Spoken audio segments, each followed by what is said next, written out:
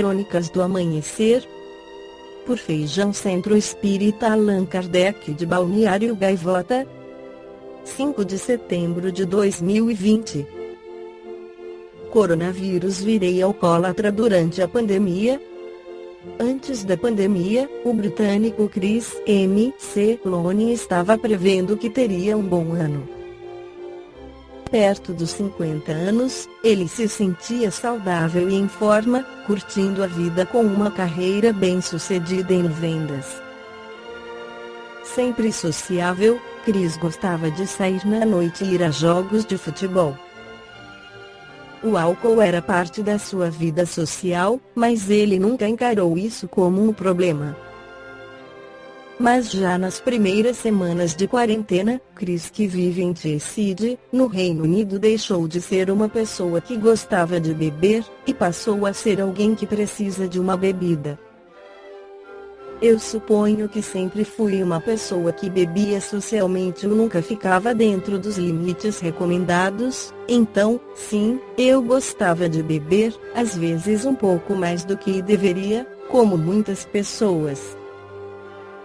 Eu estava bem antes da quarentena, eu estava me mantendo em forma, eu estava nadando 5 vezes por semana, eu estava indo bem no trabalho e eu estava com uma mentalidade boa, sendo sincero. Sua filha trabalha em um dos setores da economia que não pode parar durante a pandemia.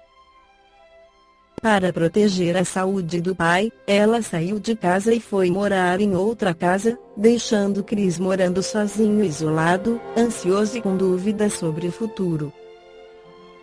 Isso fez surgir uma depressão. Essa sensação se prolongou e Chris começou a beber cada dia mais. Chris diz que começou a sentir sintomas de abstinência no final. Apesar de eu querer reduzir e parar naquele momento, eu não estava mais em controle. E essa foi a parte mais assustadora.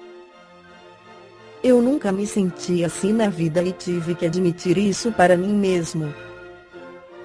Eu estava bebendo muito cedo na manhã para parar com os sintomas de abstinência. Eu prometi a mim mesmo que não faria isso no dia seguinte. E é claro, a mesma coisa acontecia no dia seguinte. E foi aí que percebi que eu teria que dar um passo grande para procurar um tratamento de verdade. Com a ajuda e apoio da família, Chris passou a frequentar o programa de reabilitação para dependentes de drogas e álcool na sua região.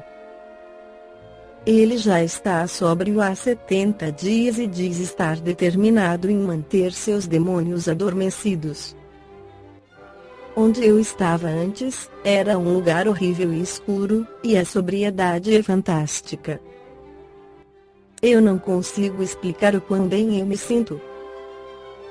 Todo dia essa um dos que ajudou Chris a retomar sua vida foi o médico Rob Hampton, especialista em vícios.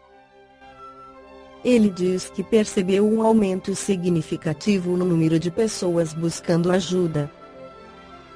A história de Chris está longe de ser a única. Quando ouço as histórias, essas são pessoas que, há poucas semanas, estavam funcionando bem, mantendo seus empregos, vivendo vidas normais no cotidiano.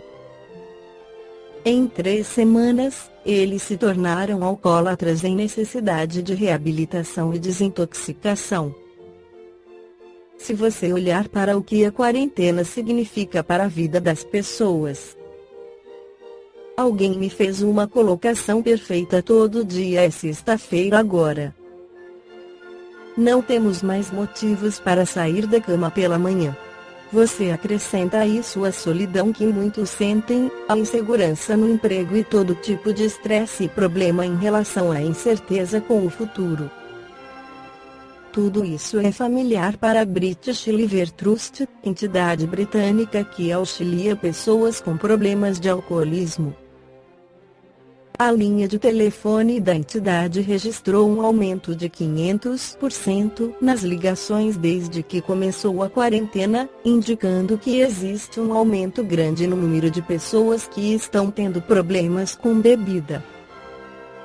Outra estatística preocupa: o número de mortes relacionadas com doenças de fígado provocadas pelo álcool cresceu 400% desde os anos 1970.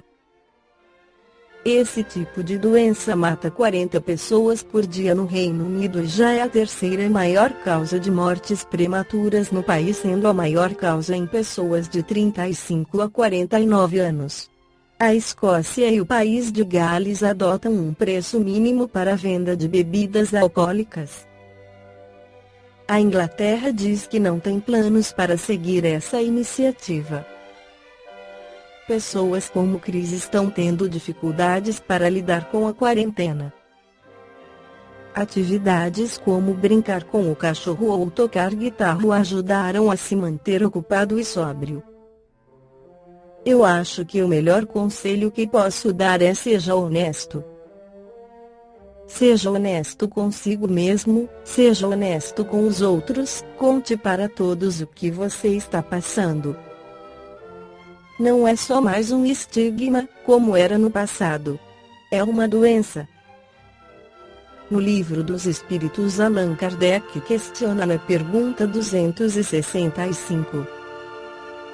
Havendo espíritos que, por provação, escolhem o contato do vício, outros não haverá que o busquem por simpatia e pelo desejo de viverem num meio conforme aos seus gostos, ou para poderem entregar-se materialmente a seus pendores materiais? Há, sem dúvida, mas tão somente entre aqueles cujo senso moral ainda está pouco desenvolvido. A prova vem por si mesma e eles a sofrem mais demoradamente. Cedo ou tarde, compreendem que a satisfação de suas paixões brutais lhes acarretou deploráveis consequências, que eles sofrerão durante um tempo que lhes parecerá eterno. E Deus os deixará nessa persuasão, até que se tornem conscientes da falta em que incorreram e peçam, por impulso próprio, lhes seja concedido resgatá-la, mediante úteis provações. O espírito Vitor Hugo, no livro Calvário de Libertação, pela psicografia de Divaldo Pereira Franco, esclarece, sem nos determos no exame dos fatores sociopsicológicos causais do alcoolismo generalizado, de duas ordens são as engrenagens que o desencadeiam, observado o problema do ponto de vista espiritual. Antigos viciados e dependentes do álcool, em desencarnando não se liberam do hábito, antes sofrendo-lhe mais rude imposição. Prosseguindo a vida, embora a ausência do corpo, os vícios continuam vigorosos, jungindo os que a ele se aferraram a uma necessidade enlouquecedora. Atônitos e sedentos, alcoólatras desencarnados se vinculam às mentes irresponsáveis, de que se utilizam para dar larga continuação do falso prazer, empurrando-os, a pouco e pouco, do aperitivo tido como inocente ao lamentável estado de embriaguez.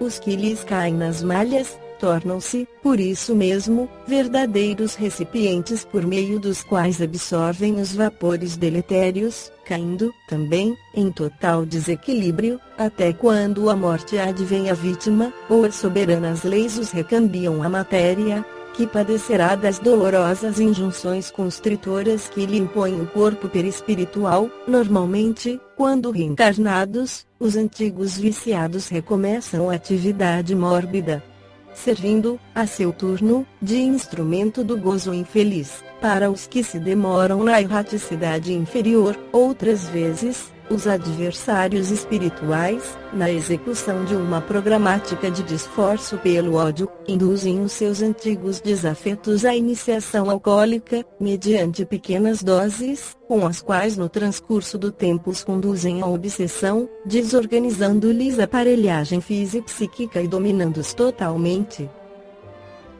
No estado de alcoolismo faz-se muito difícil a recomposição do paciente, dele exigindo um esforço muito grande para a recuperação da sanidade.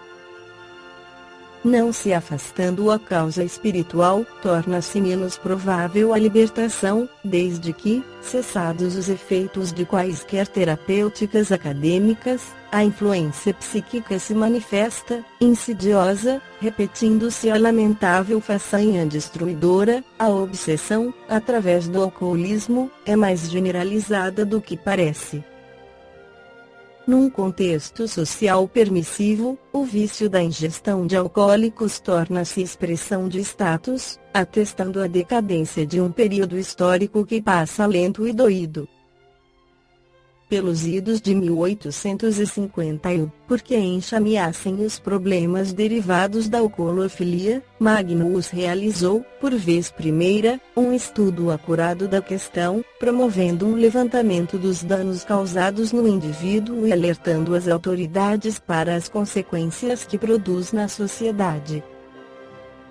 Os que tombam na urdidura alcoólica, justificam-lhe o estranho prazer, que de início lhes aguça a inteligência, faculta-lhes sensações agradáveis, liberando-os dos traumas e receios, sem se darem conta de que tal estado é fruto das excitações produzidas no aparelho circulatório, respiratório com elevação da temperatura para, logo mais produzir o nublar da lucidez, a alucinação, o desaparecimento do equilíbrio normal dos movimentos. Inevitavelmente, o viciado sofre uma congestão cerebral intensa ou experimenta os dolorosos estados convulsivos, que se tornam perfeitos delírios epilépticos, dando margem a distúrbios outros digestivos, circulatórios, nervosos que podem produzir lesões irreversíveis, graves. A dependência e continuidade do vício conduz ao delirium tremens, resultante da cronicidade do alcoolismo, gerando psicoses, alucinações várias que culminam no suicídio, no homicídio, na loucura irrecuperável. Mesmo em tal caso, a constrição obsessiva segue o seu curso lamentável, já que, não obstante destrambelhadas as aparelhagens do corpo, o espírito encarnado continua a ser dominado pelos seus algozes impenitentes em justas de difícil narração, além dos danos sociais que o alcoolismo produz, engendrando a perturbação da ordem, a queda da natalidade, a incidência de crimes vários, a decadência econômica e moral. É a enfermidade espiritual que o vero cristianismo erradicará da terra, quando a moral evangélica é legítima substituir a débil moral social, conveniente e torpe. Ao Espiritismo cumpre o dever de realizar a psicoterapia valiosa junto a tais enfermos e, principalmente, a medida preventiva pelos ensinos corretos de como viver-se em atitude consentânea com as diretrizes da vida maior. Esta foi a crônica do amanhecer de 5 de setembro de 2020. Por Feijão Centro Espírita Allan Kardec de Balneário Gaivota. Que a paz esteja com todos.